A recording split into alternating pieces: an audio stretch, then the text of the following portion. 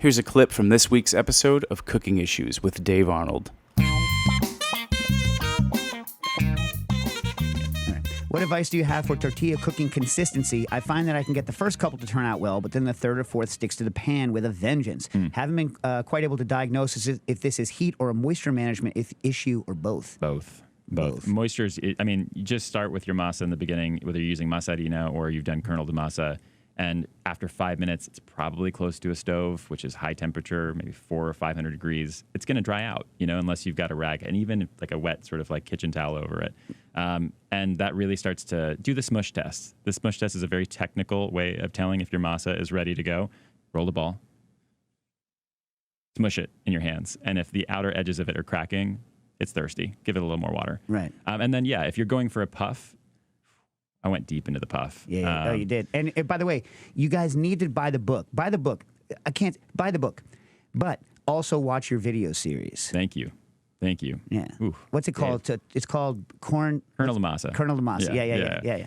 But the book goes even deeper. But showing it, like flipping it, and getting the puff. Because I forget. It's right when we asked you. I watched them all. But do you do the spoon down if it doesn't puff? I'll do like my fingers or like a little kitchen towel and compress. The problem, does anyone do open flame like they do for chapati for the puff on the second thing or no? People do it. I mean, I don't love that hard char as much. Right. I like it I like it nicely kissed on a comal. Right. So to me, when I first saw the push down trick on the puff, I was shocked because I think it's like, it's a contact issue. I'm not getting enough heat through the thing. Yeah, exactly. You push it in contact, and pushing it down makes it puff up. It's so counterintuitive. We should have written this book together.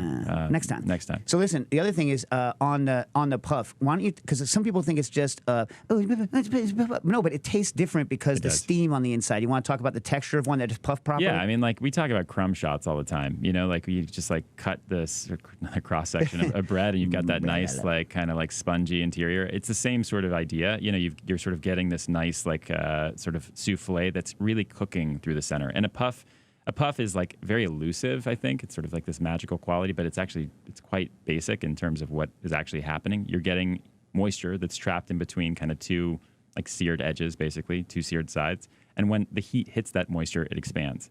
And it's allowing it to cook through in a really even way. So, a puff consists of really 5, I'm not even going to do this off the top of my head. A puff is actually, there are 5 things that are going to be at work there. Compression, which we just talked about, so you can kind of like coax it if you're not, you can't do like a really unformed tortilla puck. It's not going to really happen. Right. Well, you're trying to get the bottom surface to get the heat transfer. Yeah, exactly. So compression, moisture, elasticity. So like those skins are actually going to really help, like bubble gum, like kind of give it some nice skin to expand. What else? Grind. You really need a fine grind to get that done. Hard to do with like bits. This is why I think it's not a bad idea to practice puff with masa harina. Yeah. Practice puff with it so you 100%. know about the puff. And temperature. I used in our office for that kitchenette, like Kernel de Masa series, like a 400 degree, hot plate basically. And it's like not quite as hot. I actually took, this is like the nerdiest thing I ever did. I took a laser thermometer to Oaxaca and Mexico City and like just tested everybody. And it was like average was like 666 Fahrenheit. Did you get a lot of side eye? No, people were like, how hot is it? And I was like, it's real hot. It's 666 degrees. Hot as hell. Subscribe to the Cooking Issues Patreon to listen live every week, get early access to the podcast, and for all access members, watch a live video stream from the studio. For more information, visit patreon.com/cookingissues.